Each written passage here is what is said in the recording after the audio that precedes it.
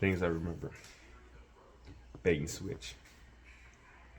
I worked at Hometown Buffet in Cleveland as a cook, and I met this female.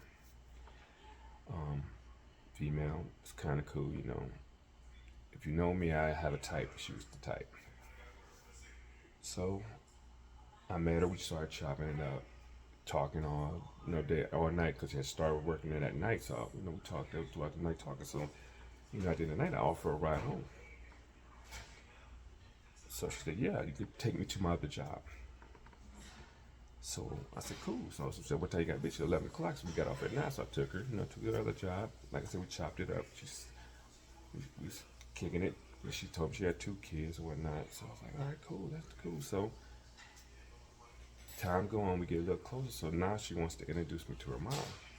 So I said, "Cool, but I'll come by and meet your mom. That's cool, because my mom. I was actually living with my mom at that time. So you come, you met my mom. I can meet your mom." So I go meet her mom, and when I get there, there's 6 kids there. So when I get over there, I'm like, "Who are all these kids?" She said, "First of all, they just like my little sisters, my little cousins, and people. They stay here. Her mom wasn't there at that time." So I was like, "All right, cool." So I was like, "It's cool. So we kick it again, we kick it a little bit more, but then I go back over mom's kid, and her mom is there this time. So her mom was like, "When you gonna come get your kids?" So I'm thinking you should only got two, so it's the baby and like a little older kid. But then there's like 4 other kids. She's like, "Get your kids." I was like, "You gonna go with your 2 little babies?" She's like, "No, 2 little babies. All 6 of them is her kids." 6. She's like, "Yeah, they ain't my kids. I didn't know how to tell you this and that."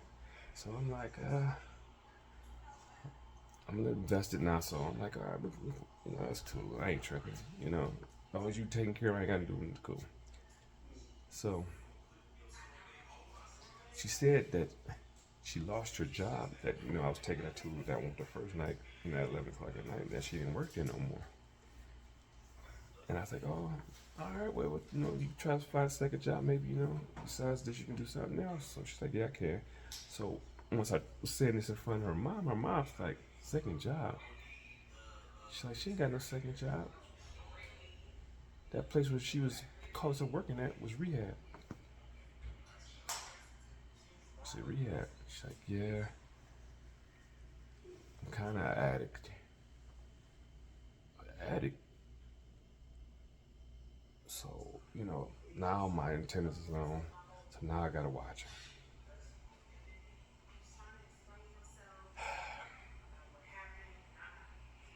Next thing you know, the girl was taking her mama's car, disappearing, all kinds of stuff. So I'm like, you know what? I gotta stop all this. So what? I decided to end it, but so slowly, separating. So I decided to end it. So one day we went to Walmart, and I ran into the mother of one of my children at the Walmart. So I guess the girl, mother of my children, got to talking and whatnot while I wasn't around. So when I come up, the one of my children's like, "It's fine for your kid to go with her to church." And I'm like, "Go to church with who?" And she said, "Your girl." So I just look at her like, "Oh, okay." So I think nothing of it.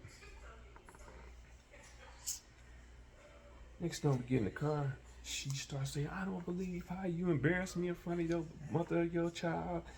This and that. I don't believe this." Started, doing all this, doing all this, doing all that. I'm like, "Hey, you know what? You need to stop taking you home." So she kept doing it, and something clicked in me. So, needless to say, I did something, the thing you're supposed to do to women. And the minute I pulled my hand back, I called the police on myself. So she took my key, jumped out my car, ran. So when the police come, I was like, "Listen, I'm calling on myself. I was wrong. So I don't do that." They said, "Well, what do y'all want? What do you want to be resolved?" Like, "I just want my keys. Let her go where she want to go, and I'm just gonna move on. I just want my keys, but I'm wrong. Whatever y'all gotta do, just do it." So the cop said, "Well, where is she?" So we don't know, because she took off running. Took my keys, took off running from out of my car. So we walking. So I'm walking. So there's two white cops and a black cop.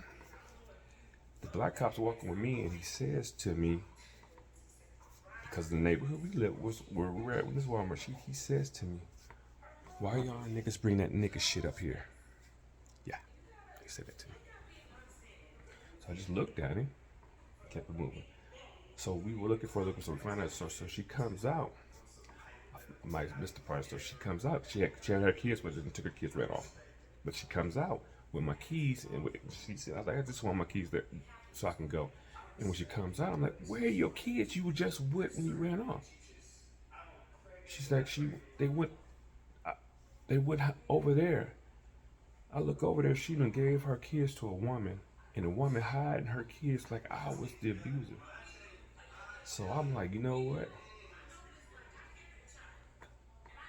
Police, I just want my keys. If y'all want to arrest me. Whatever you can do. So that's not, you can go home. I was like, all right, I'm leaving. Then she's like, well, what about me?